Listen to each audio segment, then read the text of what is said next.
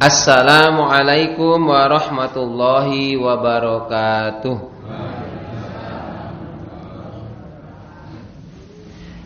Marilah kita awali kajian malam Rabu Pasolatan di Masjid Nurul Huda 19 Gelondong. Malam hari ini kita awali terlebih dahulu dengan membaca doa syahadat ikrar raditu billah. A'udzu billahi minasy syaithanir rajim. Bismillahirrahmanirrahim. Asyhadu an la ilaha illallah wa asyhadu anna Muhammadan abduhu wa rasuluh. Raditu billahi rabba wa bil islami dina wa bi Muhammadin nabiyya wa rasula. Rabbi zidni ilma warzuqni fahma. Amin. Alhamdulillahi rabbil alamin. Wa bihi nasta'inu ala umuri dunya waddin. Wassalatu wassalamu ala asyrafil anbiya'i wal mursalin wa ala alihi wa ashabihi ajma'in. Amma ba'd. Rabbis shrahli sadri wa yassirli amri wahlul 'uqdatam min lisani yafqahu qawli. Allahumma inna nas'aluka ilman nafi'a wa rizqan thayyiba wa amalan mutaqabbala. Amin ya rabbal alamin. Ibu bapak, adik-adik, jamaah kajian malam Rabu Pasolatan di Masjid Nurul Huda 19 Gondong rahimakumullah. Alhamdulillah, kita patut panjatkan syukur kehadirat Allah Subhanahu wa taala atas segala limpahan nikmat yang dianugerahkan kepada kita semua. Nikmatnya luar biasa, tidak kita sangka-sangka, tidak kita duga-duga. Apa yang kita minta belum tentu Allah kasihkan, tetapi Allah pasti memberikan yang kita tidak minta. Contohnya apa? Ini dalam tubuh kita itu banyak organ yang bekerja. Apakah pernah jenengan berdoa supaya organ tubuh dari mulai jantung, paru-paru, terus usus supaya berjalan berfungsi normal? Sudah pernah berdoa seperti itu? Belum ya.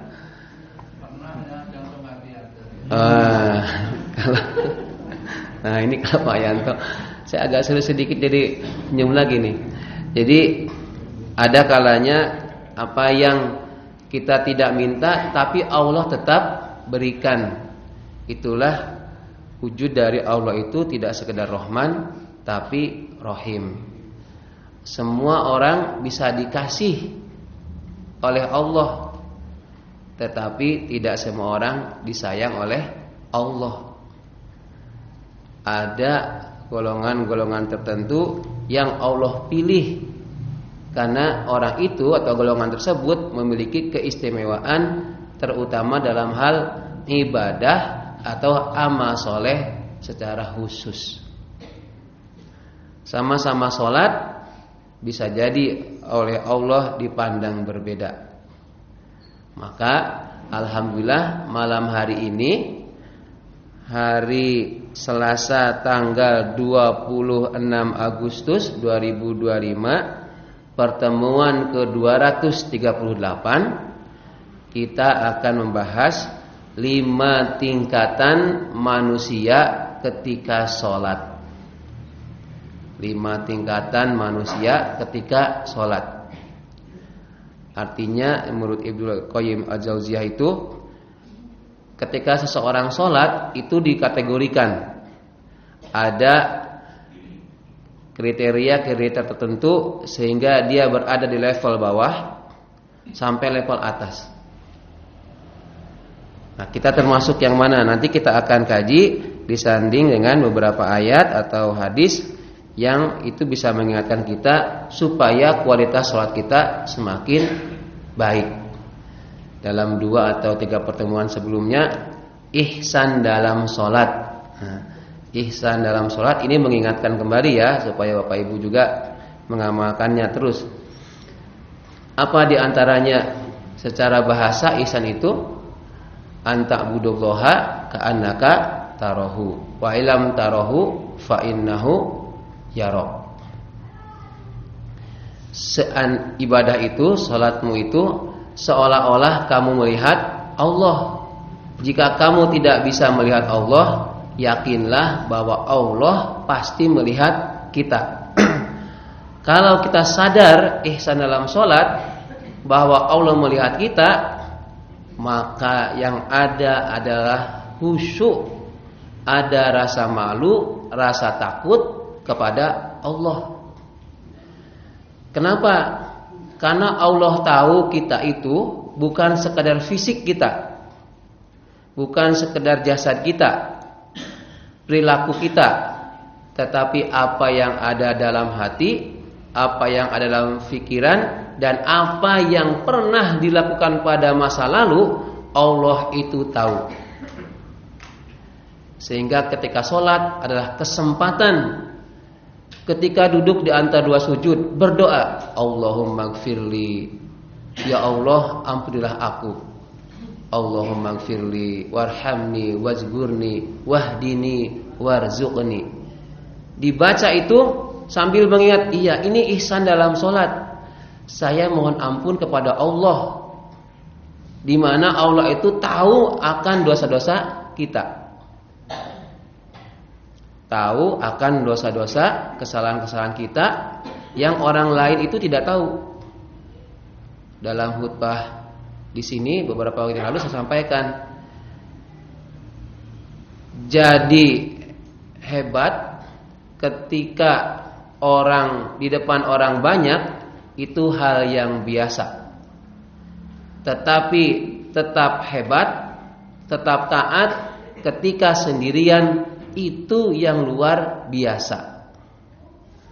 Artinya orang itu bisa jadi karena pengaruh dilihat oleh orang, maka dia akan berperilaku baik, dia akan berperilaku sopan ketika banyak orang.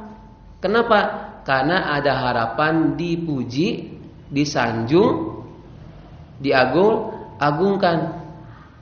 Tetapi kalau sendirian, kan tidak ada yang muji, tidak ada yang melihat kecuali Allah.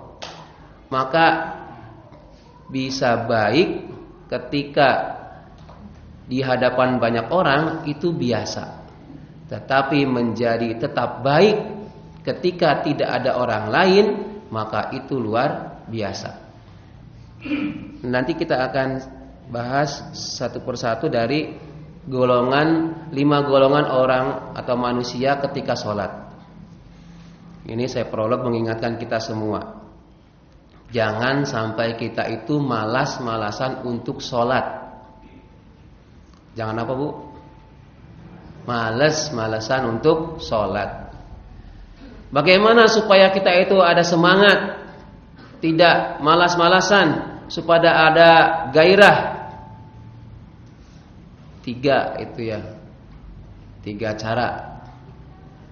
Maksudnya 3 upaya. Diingetin. Apa? Yang pertama, coba lihat yang ada di sebelah utara masjid ini. Ada apa di sana? Maqbarah atau maqam, yaitu tempat orang-orang yang sudah meninggal. Istirahat. Ingat, kita itu tidak seperti mereka saat ini. Artinya masih hidup, artinya masih bisa beramal soleh. Selagi ada kesempatan, apalagi masih hidup, maka lakukan sholat. Jangan malas-malasan. Ketika ada rasa malas, ingat loh, Kamu tuh masih untung, masih Allah takdirkan hidup. Lihat tuh di utara sana, banyak tapi pada meneng. Dan kalau bangun pada repot mungkin ya. Dan mudah-mudahan itu makam di sana karena tidak ada aktivitas, tidak disita oleh pemerintah ya. 3 bulan nganggur, misalkan tidak ada yang meninggal, diambil ya. Ya jangan ya. Itu mungkin kalau yang rekening ya tidak aktif. Lalu yang kedua, selain tadi melihat makam, artinya orang yang sudah meninggal, yang kedua coba sekali ke rumah sakit. Ke rumah sakit, lihat setiap lorong-lorong, kamar-kamar di mana di sana beragam orang sakit. Penyakitnya beda-beda. Ada yang biasa, ada yang luar biasa, ada yang secara fisik, ada yang muntah-muntah, ada yang pokoknya ada kecelakaan. Ingat ke sana. Hei, kamu harus beruntung, bersyukur kamu tidak menjadi bagian dari pasien di rumah sakit. Kamu sehat, maka ayo sholat. Ojo males, jangan malas-malas untuk sholat. Yang pertama apa? Ingat kepada yang sudah meninggal, ya kuburan di makbaroh sana. Yang kedua apa? Ke rumah sakit. Artinya bersyukurlah kita masih sehat. Orang lain itu yang pasien-pasien di rumah sakit yakin itu kalau imannya masih ada, pengennya sholat, pengennya baca Al-Quran, pengennya ke masjid. Tapi apa daya, karena fisiknya sakit, ora iso. Akhirnya cuma menangis, nyesel. Nek biyen aku pas lagi sehat ke masjid, padahal cerah omah, kok aku ora tau neng masjid. Saiki di rumah sakit baru kerasa. Itu yang kedua. Nah, memang sesuatu itu dirasakan manakala kebalikannya. Betapa pentingnya sehat itu ketika sakit. Ya, itu sudah teori kebalikannya. Kemudian yang ketiga, mohon maaf ini agak sensitif.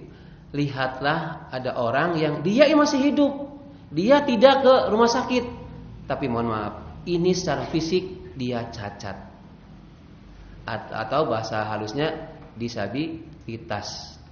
Mungkin tangannya, mungkin kakinya. Ada yang tidak sanggup untuk ke masjid, tidak bisa sempurna berdiri untuk sholat berjamaah di masjid, mengisi shop awal. Kita ini alhamdulillah ada yang disabilitas di sini? Tidak ada kan? Insyaallah normal semua ya secara fisik. Berarti bersyukur kita Allah takdirkan masih hidup, masih sehat dan tidak disabilitas atau tidak cacat. Gitu. Faktor U ya. Al-boyok itu wajar ya. Faktor usia kalau itu ya. Jadi 3 ini diingat-ingat. Datanglah ke masjid sebagai jamaah sebelum datang ke masjid sebagai jenazah. Datanglah ke masjid menjadi jamaah sebelum datang ke masjid sebagai jenazah. Lo Pak Ot kemudian itu buatan ini mah namanya juga mengingatkan, saling mengingatkan. Bagaimana rumusnya? Jangan bosan untuk menerima nasihat. Ya, menerima nasihat. Kemudian apa? Mendengar, menerima, memberi. Itu jangan sampai bosan. Jangan berhenti menerima nasihat, jangan berhenti meminta nasihat, jangan berhenti memberi nasihat. Selagi kita mampu meminta nasihat, ya minta. Selagi kita butuh untuk nasihat orang lain, ya kita minta. Gak usah gengsi-gengsian. Kita butuh, ada yang beri nasihat, ya kita terima. Manakala ada orang yang meminta nasihat, ya kita kasih. Dalam arti memberi nasihat, bukan berarti butuh pujian karena nasihatnya bagus, tidak juga. Ya, itu kuncinya. Apa tadi? Datanglah ke masjid sebelum datanglah ke masjid sebagai jamaah sebelum datang ke masjid sebagai jenazah. Oke, temanya kok serem. Tentang kematian. Ya memang begitu, saling mengingatkan. Hadirinkumullah, menurut Ibnu Qayyim al-Jauziyah itu ada 5 tingkatan manusia ketika sholat, manakala sholat. Apa itu? Yang pertama adalah al-mufrid, yaitu orang yang meremehkan tentang sholat. Ini level bawah. Dia tahu tentang sholat, dia tahu perintah tentang sholat, tetapi dia tidak mau maksimal untuk urusan sholat. Apa indikasinya atau tanda-tandanya? Dia tidak memperhatikan kesempurnaan secara lahiriah untuk sholat. Syarat sah sholat itu dia tidak penuhi secara maksimal. Wudunya, dia wudu memang, tapi tidak sempurna. Cuman rampung. Itu bagaimana coba Bapak Ibu? Saya itu kalau sholat duha dan sholat zuhur di sekolah sampai paling bawel nangetin anak-anak wudunya wis rampung.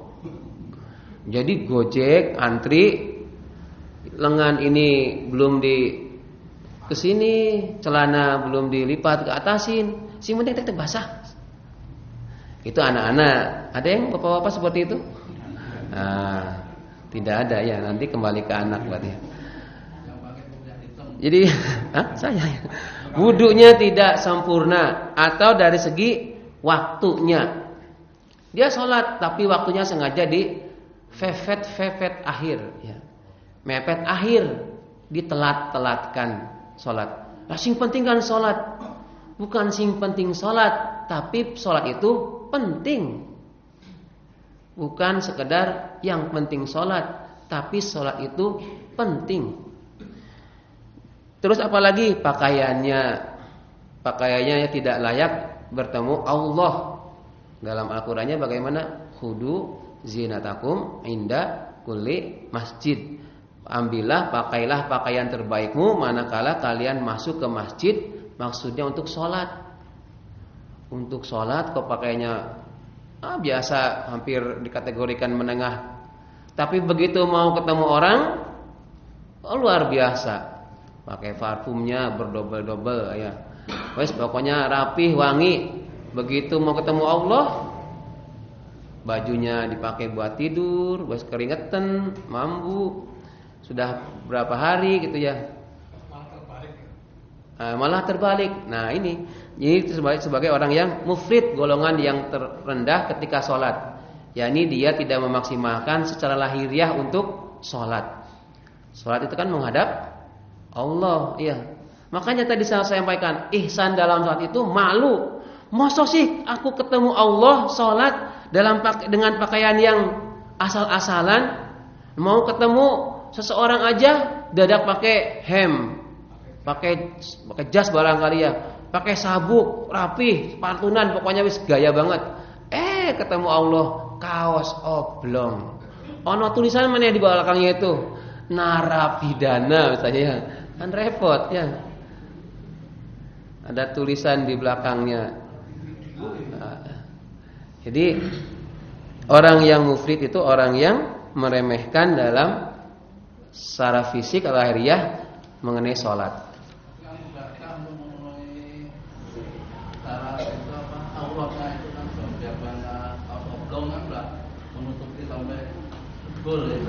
Oh iya. Nggih. Ya kalau disandingkan, yang penting pakai kaos oblong daripada ikae kelihatan auratnya. Ya kalau lihatnya ke bawah. Bagaimana teorinya? Kalau untuk urusan agama, untuk urusan akhirat, lihatnya ke atas. Kalau urusan dunia, lihatnya ke bawah. Bukan sholat mana? Maksudnya itu apa? Masa untuk sholat urusannya ketemu Allah, urusan dunia, urusan agama kok lihatnya ke bawah. Ora apa-apa.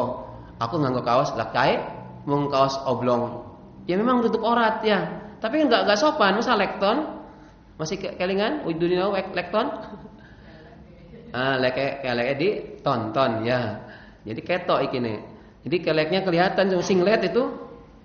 Jadi bukan melihatnya ke bawah untuk urusan agama. Kamu infaknya berapa?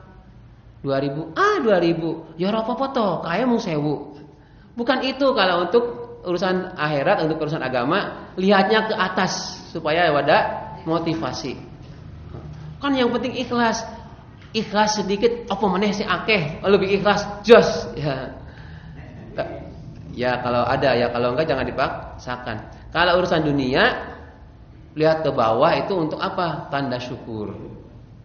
Kok kamu kok motornya itu terus? Nah, motor saya itu Vega. Kalau di parkiran SD itu paling butut sendiri katanya ya. Makanya paling ya tahun 2007 ya. Yang lainnya motornya ngebang-ngebang parkiran ya, gede-gede banget. Iya enggak apa-apa. Saya bersyukurnya itu orang lain masih pakai sepeda. Lihatnya ke bawah kalau untuk urusan dunia. Nanti yang punya sepeda, alhamdulillah saya punya sepeda. Lah kae melaku terus. Sing melaku alhamdulillah, lah kae ning omah terus. Sing ning omah alhamdulillah aku masih bisa obah. Lah tanggaku udah meninggal misalnya. Akhirnya lihat ke bawah. Nah, oh iya, siapa yang dapat sepedanya? Ya alhamdulillah. Ini enggak diingetin sama. Ya alhamdulillah rezekinya isi salehah ya. Jadi untuk ke urusan dunia ke bawah, untuk urusan akhirat ke atas. Ya. Gitu ya Pak Yanto.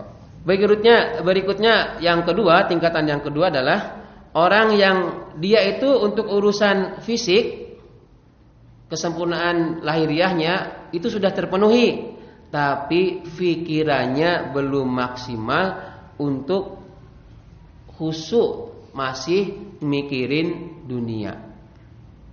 Ketika takbir itu masih kelingan dunia. Jadi secara fisik bajunya udah rapi, wudunya udah sempurna. Kemudian waktunya di awal waktu, setidaknya tidak telat. Tapi ketika sholat itu dia masih mikir yang lain. Ya sama ya. Saya juga manusia, Pak, Bu. Begitu mau ada jadwal supervisi guru itu ada supervisi oleh kepala sekolah. Itu kepikiran, Bu. Waduh, saya supervisi ya. Di sholat itu kepikiran. Artinya apa? Memang urusan dunia itu bisa mempengaruhi sholat. Artinya saya belum bisa melepaskan urusan dunia. Ya, memang kalau ada masalah itu sholat. Makanya kita harus bersyukur punya banyak masalah. Biar apa? Biar sholatnya mantap ya. Umum memang ya. Yang ngomong aja belum tentu bisa level ke-2, ke-3, ke-4, ke-5 ya. Mungkin paling bawah ini ya, level 1. Oke, jadi belum ada fokus khusyuk dan apa? Dia tidak berusaha untuk khusyuk. Salat apa toh? Wis, kan yang penting salat terpenuhi, bajunya ya sudah tidak ada najisnya, tempatnya juga suci, wudu juga. Kemudian Allah Akbar. Yang kan sudah semua terpenuhi, tapi dia enggak khusyuk. Nah, khusyuk itu kan diantaranya adalah salah satu di antara sekian banyak caranya memahami bacaan sholat. Nah, repotnya itu saya belum bisa paham bacaan sholat. Lawang bacaannya baru hafal ya. Bagaimana mau paham artinya, paham maksudnya? Bacaannya saja masih terbata-bata. Ya sudah nggak apa-apa. Tapi ada ikhtiar supaya lepas dari golongan ini. Golongan 2 ini secara fisik lahiriah syarat sah salat itu terpenuhi, tapi belum bisa khusyuk, masih terpengaruh urusan dunia. Oke, kemudian yang ketiga ini. Yang ketiga itu dia sudah melewati tahap 1, tahap 2, level 1, level 2. Ia mengerjakan sholat, tapi apa? Dia masih berjihad, berjuang dalam was-was. Urusan dunia dia tidak begitu pikirkan, tapi dia berjuang dengan setan. Nah, setannya itu mengganggu dia urusan, ya bukan urusan dunia, urusan dia sendiri. Setan itu ketika orang sholat, wah sudah pasukannya itu kalau disebutkan pasukan setan yang paling mantap pokoknya. Kalau polisi mungkin brimob ya. Pasukannya itu diarahkan ke sana untuk orang yang sholat. Dipuji ataupun kalau misalnya tidak mempan, dia ora apa-apa, kamu sholatnya bagus. digawe-gawe api, suarane, gerakannya itu bersaing dengan godaan setan. Di orang ketiga ini, dia sudah tahap 1 lewat. Secara fisik sudah, urusan dunia enggak terlalu, tapi dia ada rasa was-was karena apa? Digoda oleh setan. Supaya tidak khusyuk. Bacaannya dibuat lupa. Kadang ketuker antara al-asr dengan atin ya. Ketiga yang illallazina amanu. Nah, ini apa ya? Qalus solihati apa falahum ya. Jadi harus konsentrasi dari awal. Itu setan seneng banget tuh kalau ada salah. Yes. Jadi 2 surat. Satu bacaan jadi 2 surat, Atin dan Al-Asr. Atau surat Al-Kafirun, orang rampung-rampung ya. Wala antum a'abuna ma'abud. Apalagi ya? Lah kapan lakumnya ya? Oh di bulan baleni terus ya. Bisa jadi ya. Yaitu kalau sudah keliru itu gimana langsung Allahu Akbar gitu aja. Kalau sudah keliru dengan stop, ambil ayat atau surat yang lain. Ganti ya. Kalau pas sholat sendiri stop, kemudian kalau misalnya mentok nggak bisa, segera ganti bacaan yang hafal. Ya kulhu itu kan insya Allah hafal semua itu ya. Kulhu inna atoina yakin hafal ya. Jadi begitu berjuang dalam was-was karena busukan setan. Ini kaitannya dengan setan ya, saya mengutip hadis ya, biar ada hadisnya juga. Dzalika syaitan yuqalu lahu Hanzab fa idza ahsastahu fata'awwadz billah minhu watkil ala yasarika salasan. Itu adalah setan. Maksudnya ketika sedang salat kok was-was, kata Nabi sebutkan yuqalu lahu Hanzab. Itu setan namanya Hanzab. Jadi setan yang suka menggoda, yang bikin was-was orang ketika salat namanya setan Hanzab. Iki rakaat pertama pada rakaat kedua ya. Berarti ada setannya mendominasi. Bagaimana solusinya? Kata Nabi, faida ahsas tahu fata'awwadz billah. Kalau kamu ragu-ragu atau dibisikin oleh setan si Hanzab itu ketika sholat, fata'awwadz billah. Kamu hendaklah berta'awudz kepada Allah. Mohon perlindungan kepada Allah. Di antaranya kan a'udzu bikalimatillahi tammah min kulli syaitonin wa hammah. Paling gampang a'udzu billahi minasyaitonir rajim. Itu untuk menghindari godaan setan. Terus yang kedua, setelah berlindung kepada Allah, yang kedua, nah ini kalau dipraktikkan di sini agak repot. Apa? Watkil ala yasarika salasan, dan meludahlah ke arah kirimu 3 kali. Nah makanya itu ini agak repot kalau diterapkan sekarang, mau dalam posisi imam maupun makmum. Kalau imam masih mending, nggak ada orang di samping kirinya. Tapi bagaimana kalau yang makmum? Agak repot.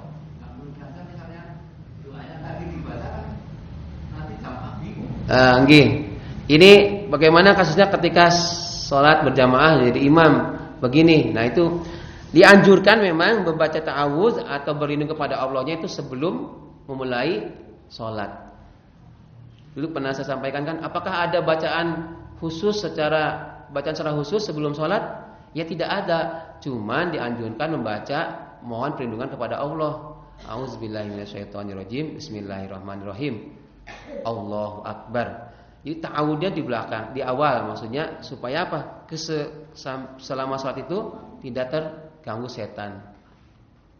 Meskipun setan akan berupaya sekuat tenaga setan untuk menggoda manusia, terutama orang yang sholat. Jadi ini setidaknya baca ta'awudz, ingat auzubillahi minasyaitonirrajim. Saya digaga ini, digoda oleh setan. Kalau meludahnya, kalau dipraktekkan sekarang ini agak berisiko ya, karena jadi imam nanti karpetnya kotor. Meskipun di sini adalah watskil ala yasarika itu dimaknai dengan meludahnya kecil. Meniup kayak bertiup ke kiri. Cuma ini khawatir ya. Kalau zaman Kanjeng Nabi kan memang beralaskan tanah pasir ya. Jadi bukan sudah ada karpet, sudah ada keramik. Jadi mudah-mudahan kita semua ini tidak sampai seperti ini. Artinya tidak digoda oleh honzab atau setan yang bertugas goda manusia dalam sholat. Ada yang mau digoda oleh setan? Ada enggak? Malah sekarang itu katanya setan bertugasnya itu sudah tereliminir, sudah berkurang. Kenapa? Karena banyak manusia kelakuannya koyo setan. Jadi setan sekarang hampir do di PHK ya. Kenapa? Karena tugas setan untuk menggoda manusia, bikin menjerumuskan manusia. Malah manusianya sekarang lebih setan daripada setan. Ya, itu Gojeknya ya, saking banyaknya orang yang tidak ada rasa malu ya. Kemarin siapa? Wamen Nakar. Ya, itu korupsi Baraha baru berapa bulan? 8 atau 10 bulan ya sudah ketangkap. Jadi memang setannya sekarang itu ya gagah-gagah, pakai jas, jabatannya mantap-mantap. Ya kita bersyukur alhamdulillah ya. Ketangkap enggak mungkin ketangkap KPK ya. Paling ketangkap istri atau ketangkap suami ya. Ayo tangene awan ya. Ibu-ibu biasanya begitu tidak? Kalau pas lagi palang merah bangunnya itu agak siang. Malah apalagi libur, sudah bangunnya jam 5, jam 6. Padahal kan meskipun palang merah tetap ada ibadah yang tidak harus pakai sholat atau baca Al-Quran, kan bisa wirid, zikiran kan bisa. Misalnya baca zikir pagi, itu kan tidak harus pakai wudu, tidak harus suci, kan sekedar membaca. Artinya bangun orang lain ke masjid, ini untuk ibu-ibu ya. Ini dilihatin istri saya enggak pernah direkam, nanti dilihat. Maksudnya ini bukan ke istri saya ya, barangkali istri-istri jenengan juga atau ibu-ibu juga ada. Kalau pas lagi palang merah, apalagi pas jatuhnya hari libur, hari Sabtu atau hari Ahad, itu malas-malasannya luar biasa. Padahal mestinya kalau memang azan, waktunya azan dia bangun, tapi bukan untuk sholat. Tapi apa? Amalkan yang lain. Zikir pagi kan bisa. Wah, gimana gak nyaman, saya kan lagi dapat gak ada larangan baca sholawat, baca doa-doa itu tidak ada larangan, tidak harus wudu, tidak harus suci. Ya, nanti repot pahalanya ibu-ibu, kalah semua sama laki-laki kalau pas lagi palang merah. Ibu bapak mau ke masjid subuhan bisa qobliyah subuh. Lah ibu-ibu enggak bisa. Maka apa? Dengan amalan yang lain. Ya bersih-bersih rumah ya, bersih-bersih. Tetap. Jadi aktivitasnya jangan tergantung palang merah malah jadi malas ya. Oke. Ibu-ibu begitu tidak? Atau sudah tidak palang merah lagi? Nah. Oke. Kemudian berikutnya yang keempat. Tingkatan yang keempat manusia ketika sholat menurut Ibnu Qayyim adalah dia sudah sempurna secara lahiriah sholatnya, secara batin pun sempurna khusyuknya. Jadi ini sudah mending dari yang 3 tadi. Lahirnya sudah oke, khusyuknya sudah oke. Hampir tidak ada bagian gerakan atau bacaan sholatnya yang ia lalaikan. Dari takbir, dari niat, takbir Allahu Akbar sampai salam, hampir tidak ada yang terlewatkan atau lalai. Kita angel lagi. Yang keempat ini agak berat. Apalagi kalau sholat sendiri. Sholat sendiri nggak ada yang lihat. Di rumah misalnya, sudah bacaannya spesialis. Apa? Inna atau inna dan kulhu. Sing penting kan sudah sholat. Ingat, ihsan dalam sholat itu mah untuk levelnya anak SD kelas 3 ya, seperti anak saya itu. Kan yang penting sholat ya, bacaannya dibaca. Iya. Ya kalau masa level kelas 3 aku bacanya kulhu, bacaannya inna atau inna yang tinggian dikit. Ya. Kalau anak-anak itu yang di belakang yang suka datang terlambat bisa melihat. Kenapa kok anak-anak rame? Bisa jadi karena bacaannya mereka belum bisa dan belum paham. Akhirnya ya sholat sambil ngobrol. Begitu mau selesai, udah selesai assalamualaikum, kurang 2 rakaat. Nah, karena saya itu kakak 2 datang terakhir itu kadang negur juga. Kalau nggak percaya tanya sama CCTV yang di sana ya. Lihat ke sana. Jadi saya beberapa kali negur, saya tak tunggu dulu. Biar mereka mapan bener-bener. Saya mau takbir nengok. Ya namanya anak-anak. Nah, itu belum level ke tahap 4. Kalau sudah level 4 itu dia sudah bisa khusyuk. Khusyuk untuk sholat. Disebutkan bagaimana kalau sholat itu khusyuk itu memang berat ya. Wasta'inu bisabri wassalah. Terus innaha lakabiratun illa 'alal khashi'in. Sesungguhnya memang sholat itu berat kecuali bagi orang-orang yang khusyuk. Siapa yang merasa berat sholat, dia itu termasuknya orang munafik. Sholatnya orang munafik itu tandanya apa? Kalau dia mengerjakan sholat malas-malasan. Kalau dia mengerjakan sholat pengen dilihat atau riya. Dan yang ketiga, dia ingat Allahnya cuma sedikit, sesaat aja. Oh, sebentar banget, cepat banget, nggak ada tumaninahnya. Itu ciri-ciri sholat orang munafik. Sholat tapi ada unsur malasnya, ada pengen diriaknya, dan yang ketiga sedikit ingat Allah itu qalilan, sedikit saja. Yang kelima ini, dia sholatnya ketika sholat membuat pelakunya itu merasakan seolah-olah hati dan pikirannya itu ada di hadapan Allah. Ki angel yang tadi sebut ihsan, yang tenanan. Dia sholat itu seolah-olah Allah itu di depan kita, di depannya kita. Makanya malu dia kalau mau berbuat bacaan sholatnya kok asal-asalan, pakaiannya kok asal-asalan, gerakannya kok asal-asalan, tidak khusyuk, tidak tumaninah. Malu. Ini sudah level 5 ini, paling tinggi. Jadi khusyuknya luar biasa. Kemudian diingatkan juga orang yang beruntung itu diantaranya di dalam surat Al-A'la ya, wa dzakarasma rabbihi fasholla. Dan dia itu mengingat Allah kemudian sholat. Jadi dia ingat Allah segera sholat. Dibuktikan dengan sholat. Sholatnya sebagai wujud dia itu ingat Allah. Bagaimana kalau saya belum bisa memenuhi yang level yang 2, 3, 4 masih level 1 atau level 2, bagaimana? Ya kita sering-sering berdoa supaya apa? Allah mengampuni dosa kita. Dalam surat Al-Baqarah terakhir, Rabbana la tu'akhidna in nasina aw akhtana. Itu dibaca karena kita tuh bisa lupa, bisa salah. Dan waktunya habis. Itu ya 5 tingkatan golongan orang-orang ketika sholat. Ada pertanyaan? Untuk minggu depan aja ya. Monggo Pak. Nggih, enggak apa-apa, silakan Pak. Bapak Dawi. Gimana? Cerita. Oh, cerita. Tempo hari itu kan bahas masalah sholat di makam. Aku itu loh, nggak boleh loh. Nggih, di atas kuburan. Nah, itu ceritanya saya itu tempo hari ini jalan-jalan ke pantai sebelah utara Malioboro. Pantai. Waruci itu loh. Pantai di Waruci. Enggak apa ya? Itu di situ itu ada apa? Makam? Di sini sebelah makam itu loh.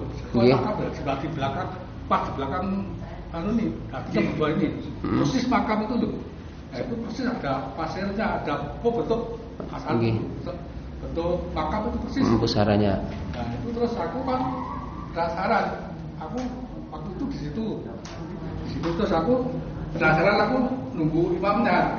Oh, ada imamnya enggak? Ya enggak, maksudnya kan waktu zuhur itu loh. Oh iya. Nah, itu waktu zuhur aku tuh nunggu imamnya, tuh aku keluar terus aku tanya, itu makam siapa Pak? Oh itu bukan makam, ya silakan. Itu ceritanya ini orang-orang apa? Deba bilang itu naruh di situ, naruh benda di situ, tapi dipindah nggak bisa, balik lagi, pindah balik lagi. Nah, itu tuh di masih di belakang, itu di belakang pertama itu. terus itu gimana gitu loh. Oh, nggih. Ya. Nggih. Jadi yang dilarang itu adalah sholat di atas kuburan. Ya. Tapi kalau yang ininya, yang tadi kan itu bukan makam orang ya. Jadi settingannya tampilannya seperti makam. Ya tidak apa-apa dilanjutkan. Jadi ada beberapa memang makam yang dekat masjid misalnya. Jenengan pernah ke rumah.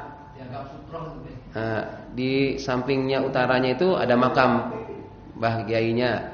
Terus di mana lagi yang ada makam, tapi tidak di depannya ini ya, tapi di samping itu ya. Itu karena mungkin wasiat atau gimana. Kalau misalkan posisi misalkan di sini nih Pak mimbar ya, kemudian di sini ada yang disebut makam tadi itu, kalau itu memang makam, sebaiknya tidak pas di atas dia makamnya, mungkin ke sananya atau sininya. Apalagi jangan sampai di atas kuburan. Ya. Di atas kuburan malah sholat. Nggih. Ingatan nggih, sholat di atas kuburan itu yang dilarang. Ingatan, ibu-ibu ada pertanyaan? Cukup? Bapak-bapak yang sebelah sini? Cukup ya? Nggih. Terima kasih Pak Dawi dan yang lain. Mari kita akhiri dengan bersama-sama baca doa kafaratul majelis. A'udzubillahi minasyaitonir rajim. Bismillahirrahmanirrahim. Subhanakallahumma wa bihamdika asyhadu an la ilaha illa anta astaghfiruka wa atubu ilaik. Alhamdulillahi rabbil alamin. Assalamualaikum warahmatullahi wabarakatuh.